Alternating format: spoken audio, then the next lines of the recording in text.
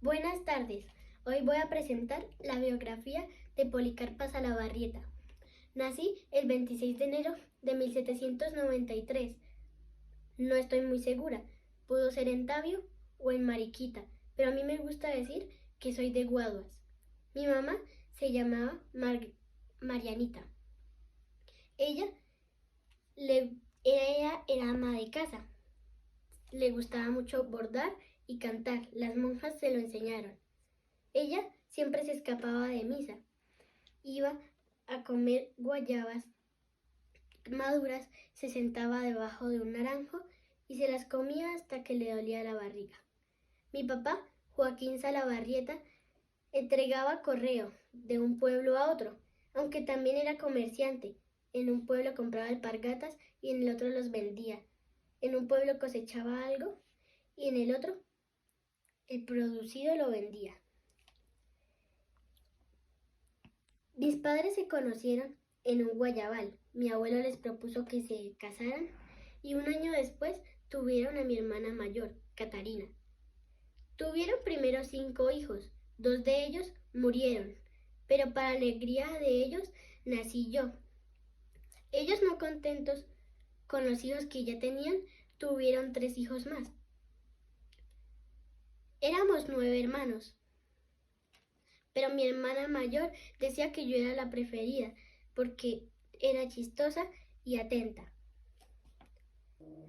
Un día, mi padre le dijo a mi madre: Marianita, en Francia ya se rebelaron contra el rey y van a empezar a haber problemas. Vamos para Guaduas. Fue así que fuimos a nuestra casa de Guaduas. Allí éramos muy felices. Los negocios de papá iban muy bien. Pero de todos modos quisimos irnos a Bogotá. Allí en Bogotá yo me sorprendí mucho con los edificios tan altos y con tanta gente. Había un colegio llamado San Bartolomé, donde mis hermanos querían estudiar, los iban a ingresar ahí. Catarina y yo, que éramos las mujeres, también queríamos ingresar ahí, pero mi padre nos dijo que las mujeres aprendían en la casa y los hombres iban al colegio. Un día, después de misa, me compraron unos zapatos de seda con florecitas que me sirvieron para el bautizo de mi hermano Viviano.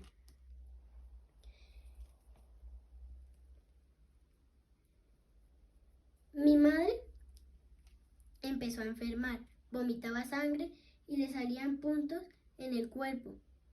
Era una virosis. Todo ese tiempo estuvo aislada, pero decidieron llevarlo al hospital San Juan de Dios. Como no mejoró, fue al hospital de las Aguas, donde descubrimos que mi padre también se había contagiado de la virosis. Tiempo después, mis padres murieron. Nosotros quedamos al mando de la pareja de esposos, que era la señora María Matea y su esposo Pedro. Ellos nos tenían mucho aprecio, pero yo vi en ellos un poco de lástima hacia nosotros. Fue entonces cuando decidí que yo iba a ser independiente. Dependía de mí mi propia vida. Al fin y al cabo, nadie entró al colegio San Bartolomé. Mis 2 hermanos los metieron en el convento de los Agustinos Calzados.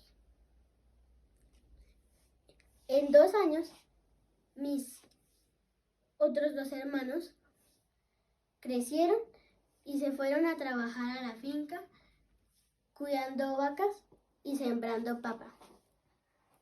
Y ya solo quedábamos Catarina, Vivianito y yo. Ya dejó de cuidarnos aquella pareja que nos apreciaba tanto y quedamos al mando de la madrina Margarita, quien nos llevó a vivir con ella a Guaduas. Ella no se parecía para nada a la señora María Matea.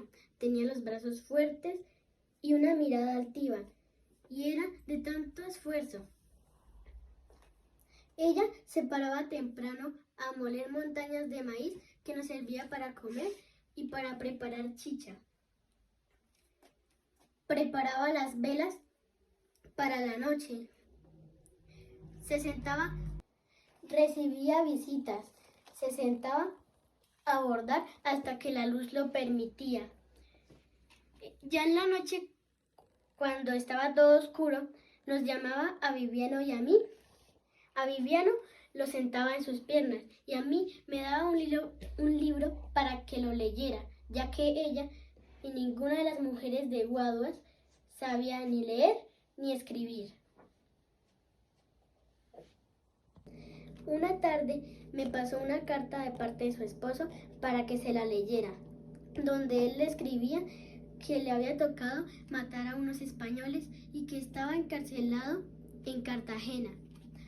Yo, al terminar la carta, abracé a mi madrina Margarita porque la vi con los ojos aguados, pero de la nada se soltó la risa. Estaba alegre porque su esposo estaba derrotando a los españoles. Luego nos dijo que ya estábamos grandes como para saber lo que pasaba con todo lo de la independencia. Y nos dijo que ella era una de las Beltrán, o sea, que era prima de la gran Manuela Beltrán, que había luchado en la revolución de los comuneros en el Socorro. Aunque vivían lejos, se apreciaban mucho y siempre se mandaban cartas con mucho cariño. Nosotros odiábamos a los españoles porque además del maltrato que nos tenían, ponían impuestos para todo, que dejaban más pobres a los pobres.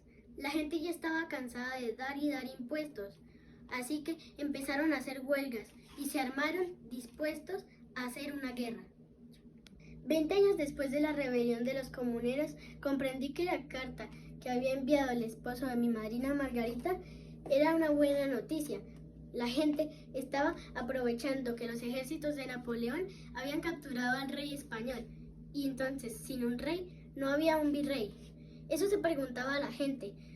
Otras personas que querían ser los gobernantes se peleaban continuamente. Entre ellos estaba el esposo de mi madrina Margarita y nosotros sin darnos cuenta. Una noche mi madrina Margarita mandó a pedir chicha. Esa bebida tan maluca me empezó a gustar solo porque era prohibida. Tomé tanto que me sentí mal de la barriga. Fui a mi cuarto y me recosté. Y me puse a pensar en todos los castigos hacia Manuela Beltrán y hacia sus compañeros comuneros. Y me imaginé a los soldados españoles gordos tomando vino y comiendo mientras los indígenas sangraban de dolor cuando estaban trabajando. Desde esa noche tuve tanta rabia que nunca se me quitó y por eso todas las tardes me paraba a escuchar a mi madrina Margarita mientras daba sus historias. Y así me volví una joven costurera que quería ser como Manuela Beltrán. Catarina, que se aburría con nuestras charlas, prefería irse a misa a hablar con sus amigas. Fue así que se volvió la esposa de Domingo García. El día de su boda tomé chicha por última vez. Era la despedida, ya que mi hermano Viviano, mi hermana Catarina, mi cuñado y yo nos íbamos a mudar a una casa más grande. Muy bien con el tema de la costura. Unas señoras me recomendaban con otras para que les hiciera arreglos y vestidos a los niños, que son los que cambian más rápido de talla.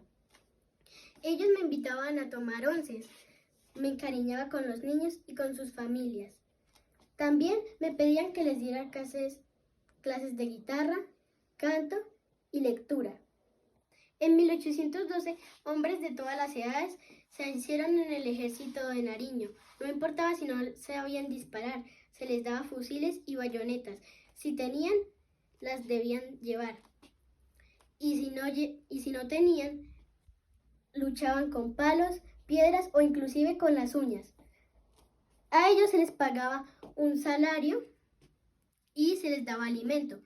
Las mujeres, en cambio, se quedaban en sus casas haciendo que la vida siguiera siendo como lo era antes, aunque las mujeres que no tenían nada más que cuidar podían ir por pura convicción, porque a ellas no se les pagaba.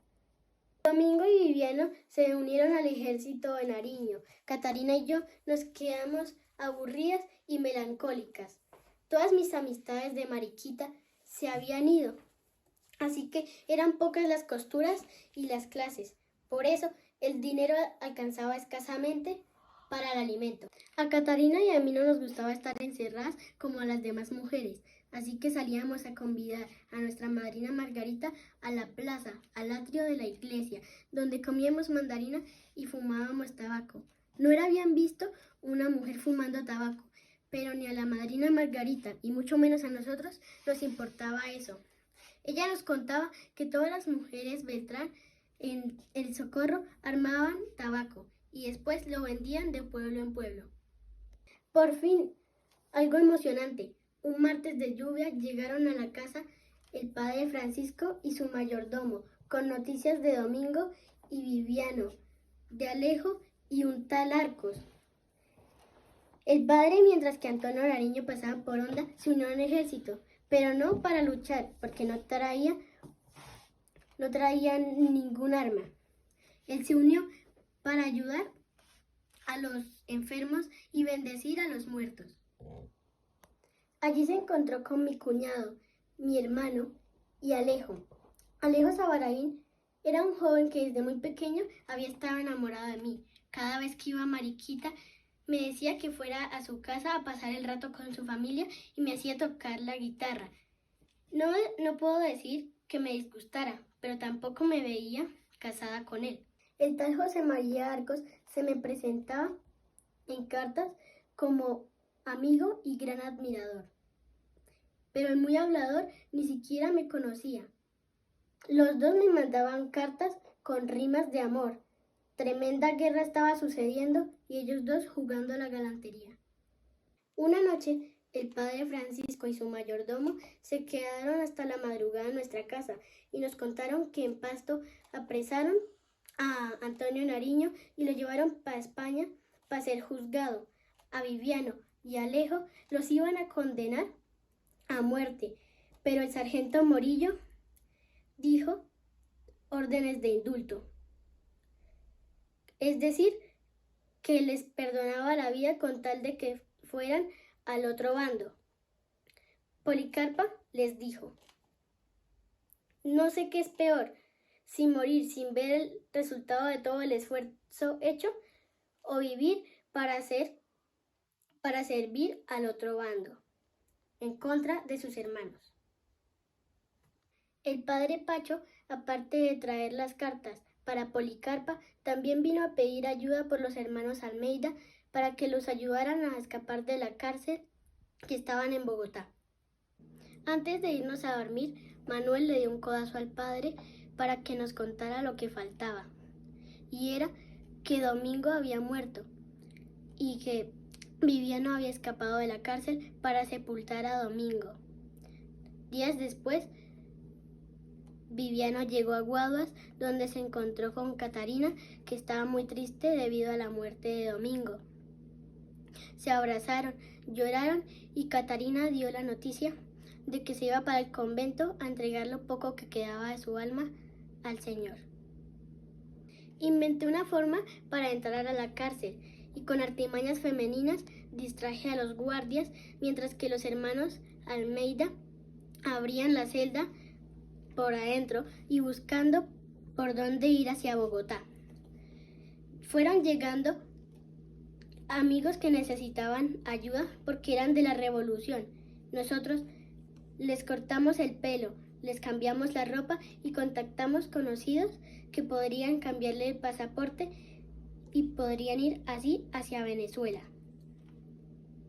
El rey Fernando VII mandó al peor de todos los capitanes, Pablo Morillo, con 10.000 hombres, para que desataran la guerra más cruel y peligrosa. En 2 años me volví una de las personas que más sabía lo que estaba pasando en estos lugares de lucha independentista. A diferencia de mis otros compañeros, me ganaba la confianza de la gente y así obtenía más información sobre el movimiento del enemigo. Empecé a correr peligro porque en mi casa guardaba armamento, municiones y personas revolucionarias. Alisté mis mejores vestidos, las joyas que quedaban de mi madre. Le pedí a don Pablo para que nos hiciera pasaportes falsos para poder ir hacia Bogotá. Viajamos en el día para no levantar sospechas. En Facatativá nos pararon.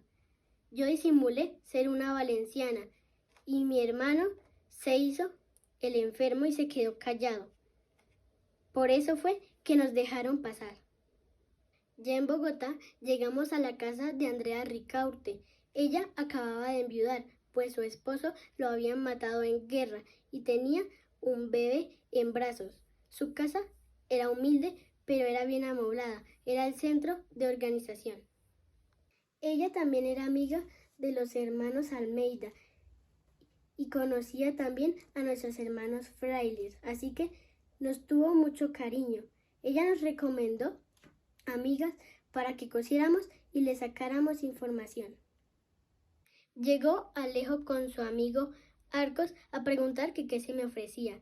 Yo les dije que se me ofrecía que reunieran muchachos en Casanare para que fueran a pelear en el ejército de Bolívar y de Santander en Venezuela.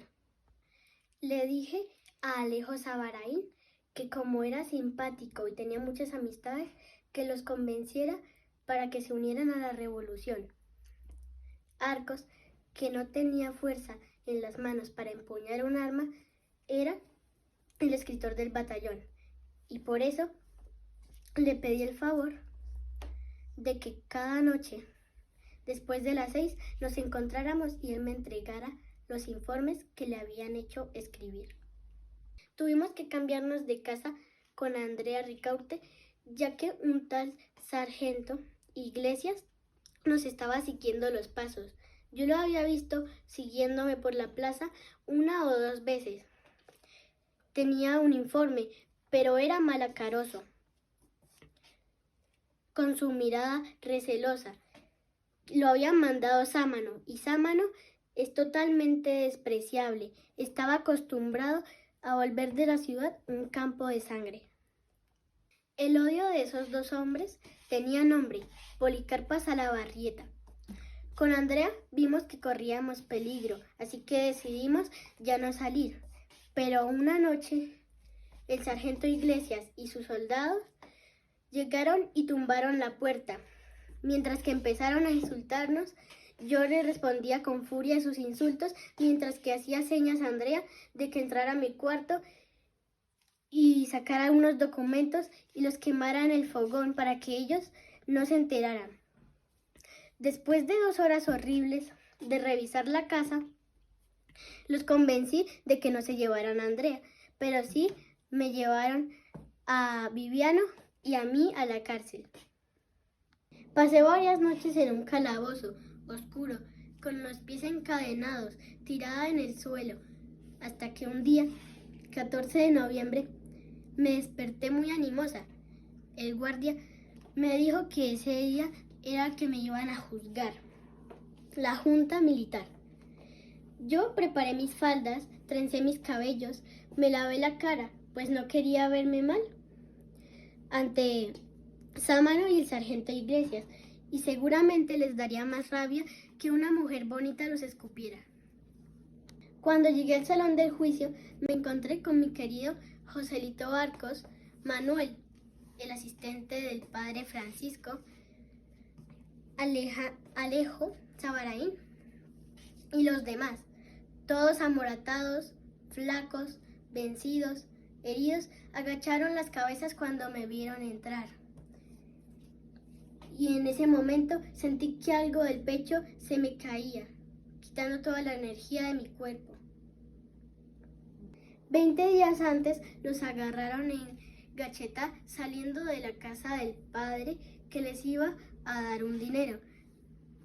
Los arrestaron por desertores y les vieron cartas mías e informes que yo les enviaba.